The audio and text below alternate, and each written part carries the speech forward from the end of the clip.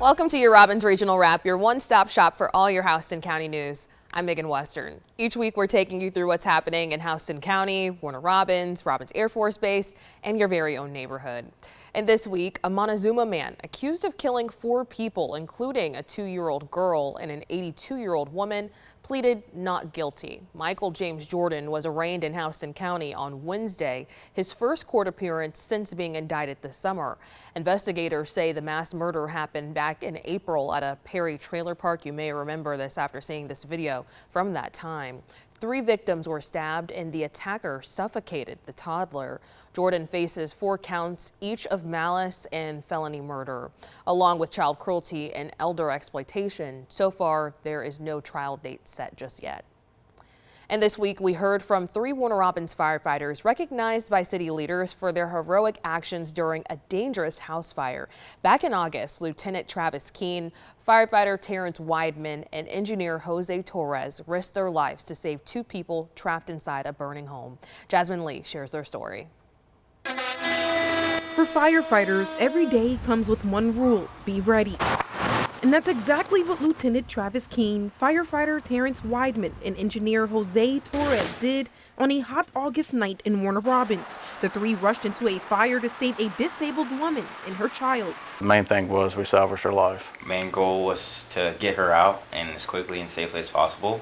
As a driver, my priority was to, on a regular fire call, was to have water. 3 brave men, each playing a crucial role. Keene led the search inside, pushing through heat and smoke, while Weidman assisted every step of the way and stayed with the bedridden woman until she was safe. Torres held hoses ready outside, helping with care as soon as she was out. At the point when she was removed from the house, there was still a lot of work to get done. So we stayed with the patient until we could able to turn her over to EMS care. And the night was intense, but training and teamwork took over. Every move calculated, every second counted, and the focus remained on one thing: keeping the family safe. Fire calls are a very small percentage of our department's calls, but when we know there's structure fire as a victim, have to prioritize going in, and ultimately our goal is our life safety. We always prioritize life over limb, so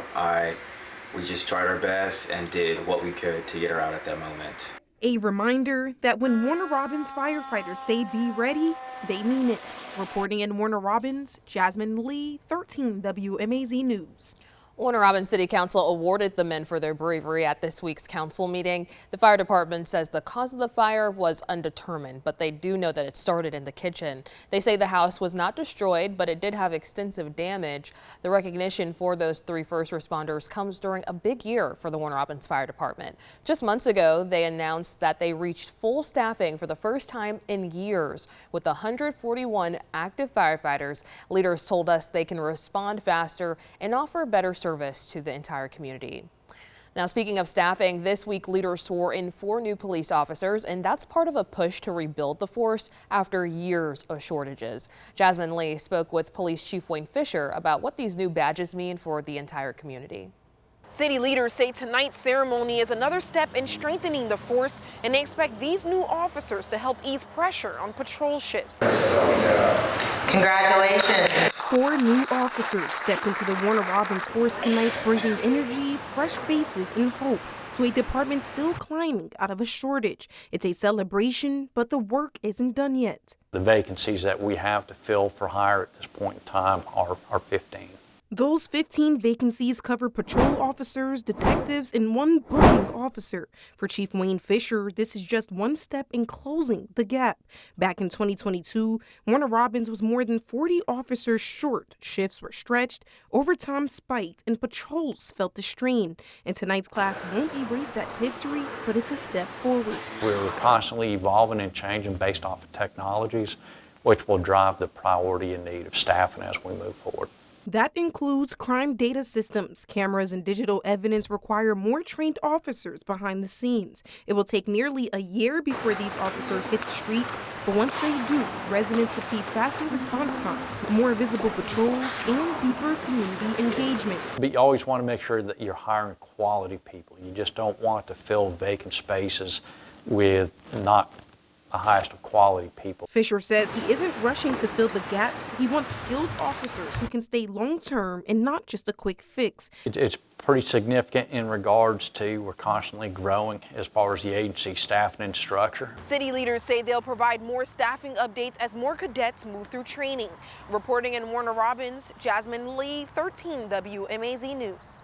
Now, Chief Fisher says that the sworn-in officers still have about 10 months of training. He expects new specialty roles to develop as staffing improves.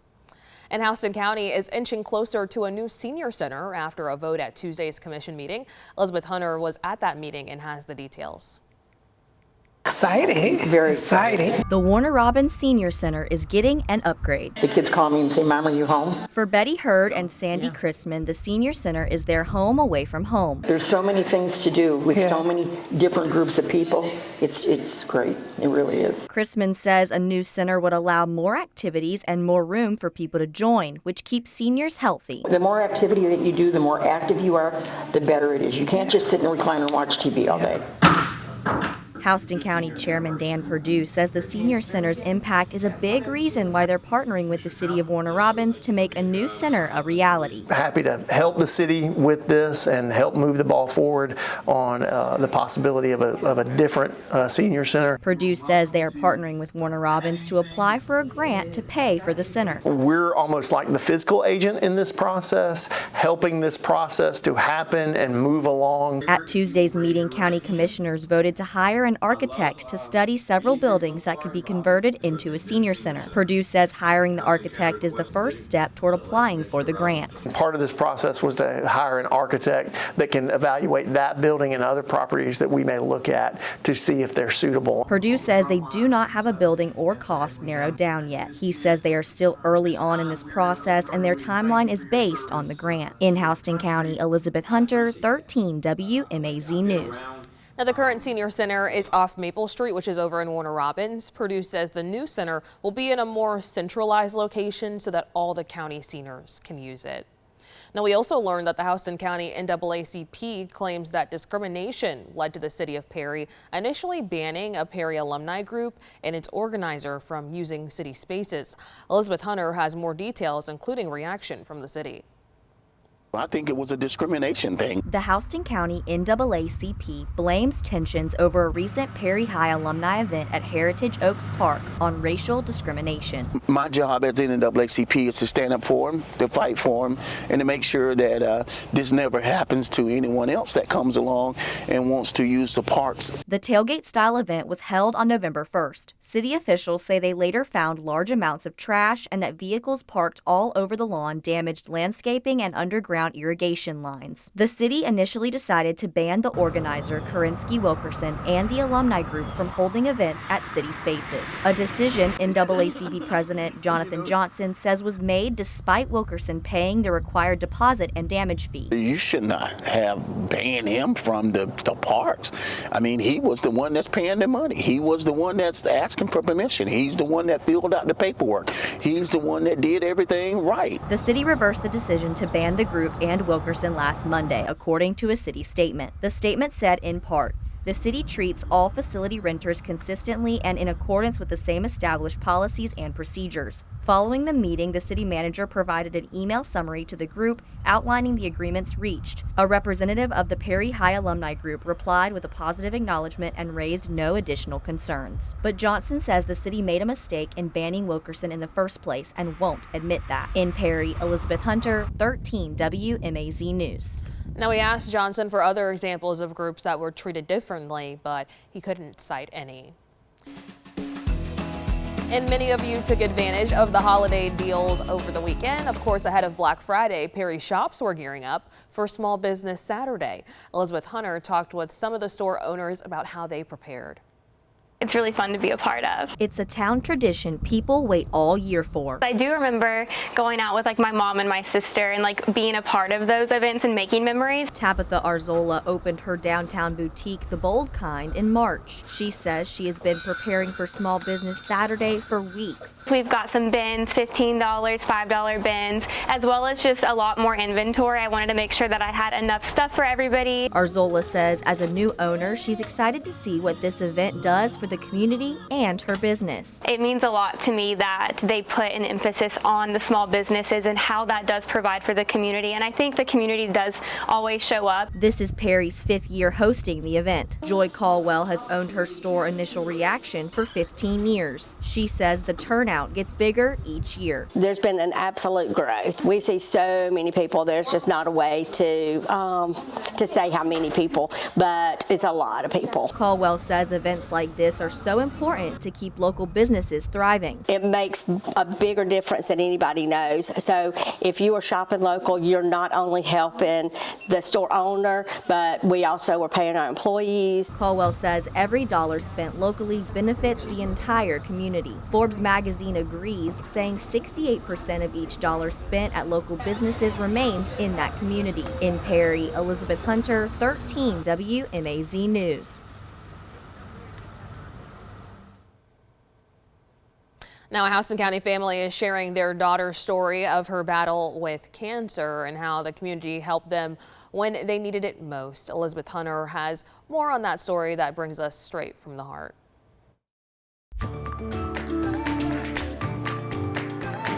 The day we got the news was one of the hardest days of our lives. A diagnosis that turns a family's world upside down. We didn't know what to think of it.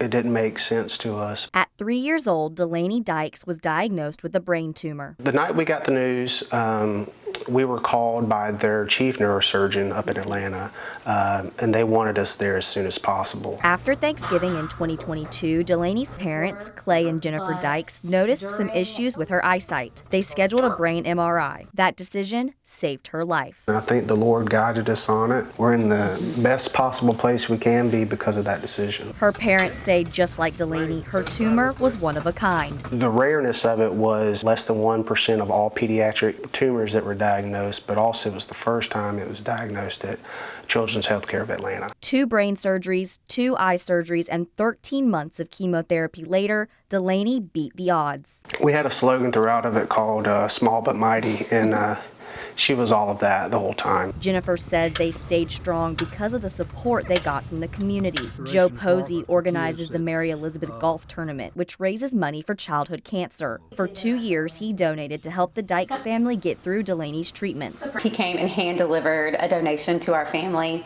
and he met Delaney, wanted to talk about our story, and really showed us so much kindness. Jennifer says it made all the difference knowing they weren't facing the battle alone. In Elko, Elizabeth Hunter, 13 WMAZ News.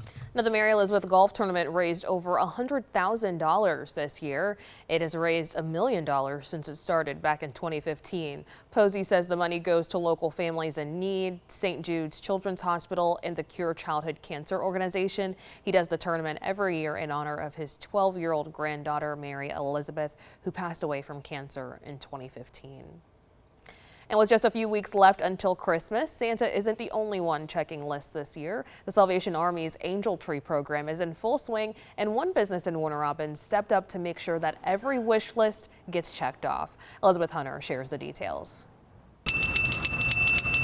You know the sound. Merry Christmas. The Salvation Army is working hard to make sure Christmas is merry for everyone. 1,100 kids across central Georgia needed some Christmas magic. That number is a big number. One Warner Robins business stepped up to help out in a big way. I just always like to give back during Christmas, and kids is a great way to do that. Over the last 3 years, Jamie Mormon Real Estate has adopted over 150 angels. This year, they adopted 50. Mormon says it's one of her favorite parts of the holiday season. And knowing that they're going to have a good Christmas, and then also knowing that their family does not have like a financial strain. Paula Blevins, a Salvation Army captain, says all 325 children in Houston County have been provided for, but they still need some help in Macon. I believe that in Macon, we still have probably a dozen angels. Blevins says Angel Tree gifts are due on December 11th, so she hopes someone will adopt the remaining Macon kids this weekend. Having only a dozen kids in Central Georgia that still need help, she says, shows just how generous the community is. Everyone is really getting into the Christmas spirit, and it's great to see everyone coming together to contribute. In Houston County, Elizabeth Hunter, 13 WMAZ News. Now, if you're interested in adopting an angel, the remaining kids lists are set up at the shops at River Crossing in Macon. And of course, Warner Robins is counting down to its annual Christmas parade over the weekend. If you drive down Watson Boulevard right now, you're going to notice some festive decorations starting to light up the street, giving a sneak peek of the celebrations ahead. Businesses and organizations are busy prepping, and Carmen Brown went out to see what's happening behind the scenes and what folks are most excited about this year. Up and down Watson Boulevard, holiday decorations are starting to appear, setting the stage for Saturday's We Believe Christmas Parade, inspired by the Polar Express and the magic of the season. Kathleen nonprofit Haunt for a Cause, known for their haunted events and fundraising efforts, has been preparing 2 floats and coordinating with dozens of volunteers. Founder Joe Lyric says they've spent the last couple of weeks perfecting their designs. This marks their 3rd year participating. The impact from an organization perspective, but on a personal perspective, like even the people who are coming here to participate, the impact that we have on their lives, they feel part of something, right? And that's important. And spreading that out into the community is what's important to us. So. Meanwhile, in Warner Robins, gotta have a Santa somewhere. Discount Costumes and Comics will have a front row seat to the parade. The store sits right along Watson Boulevard. While the owner, Jerry Bradley, says his business isn't participating with a float, they've been busy selling costumes to parade goers. 20% off on all our holiday wear and accessories, and that's pretty much it. Just gonna be here and ready. In the catches, the mascot Grinch costumes sell out fast every year. It's always popular, but that and primarily elves, and sometimes Mrs. Santa. Santa's usually covered, for the parade. Lyric says they want this year to be even memorable than the last. In Warner Robins, Carmen Brown, 13 WMAZ News. Of course, remember that the parade is going to close down some roads over in Warner Robins on the day of the parade, which is tomorrow, December the 6th. Watson Boulevard from Davis Drive to Corder Road is going to be closed starting at 9:30 in the morning. Meanwhile, Davis Drive will close from MLK Boulevard to Watson Boulevard at 9 in the morning. You could experience delays as early as 7:30 as crews start to set up. Now, people who live in these neighborhoods that you're seeing on your screen will also be impacted. These roads will close starting at 9 and reopen after the parade rolls past, so make sure that you plan accordingly. And if you can't make it to the parade, you can watch the live stream right here on 13 WMAZ Plus at 10 a.m. Keep in mind, because of the heavy rain chances, there is a chance that the parade in Warner Robins, the parade in Centerville, and the parade in Perry will all be closed. We'll continue to update you on 13WMAZ.com as we learn more. And in case you missed it, over the weekend, dog lovers packed the Georgia National Fairgrounds as the Kennesaw Kennel Club held its all-breed show. Dozens of furry friends hit the ring. Organizers say the event always draws a crowd ready to see who will lead the pack. The club's 11th annual owner-handled sweepstakes returned, giving handlers a chance to show off their top dogs. Santa also made a stop for photos, helping raise funds for Take the Lead, which is a group that supports members of the dog show community facing serious illness. They're young people that are learning to show their dogs and working on perfecting showing their dogs. So you'll have all kinds of different breeds in junior showmanship. And they're just some of them will go on and become professional handlers, that they do this for a living. Alrighty, before we let you go, here's a look at what's happening across the Robins region. If you're looking for some holiday family time with Old St. Nick, go ahead and mark your calendar for Friday, December the 19th. From 1 to 5, you can take pictures with Santa over at Ted Wright Park. They'll have hot cocoa, cookies, and fun holiday activities for your kids too, so it's sure to be a good time. You can also take a ride through time with the 2025 Holiday History Trolley Tours in downtown Perry. From Tuesday, December the 9th through Thursday, December the 11th. You can experience festive lights, explore historic landmarks, and hear the incredible stories that shape the community. Tickets are $10. Find the ticket link on the Visit Perry website. And if you're looking for a more traditional celebration, you can also check out the live nativity presentation at Oakland Baptist Church. It's happening Friday, December the 12th through Sunday, December the 14th. That information on your screen right here for you. Each night it'll start at 7 p.m. It is free to attend, and you can also enjoy complimentary hot chocolate and coffee. And if you want your furry friends to meet Santa, you have several upcoming options. Sunday the 7th, you can take your pets to the Warner Robins Animal Control Center on Stalnaker Avenue from noon until 1, or take them to this PetSmart on Watson Boulevard on Saturday, December the 13th. Stop by from 2 until 5. Photos are free. That's a wrap on all the things that are happening throughout the Robbins region. If you have a Houston County story you want to share with us, you can email us at news@13wmaz.com. Make sure you keep coming back each week to get all of your Houston County news and the stories that matter to you. Thanks for joining us.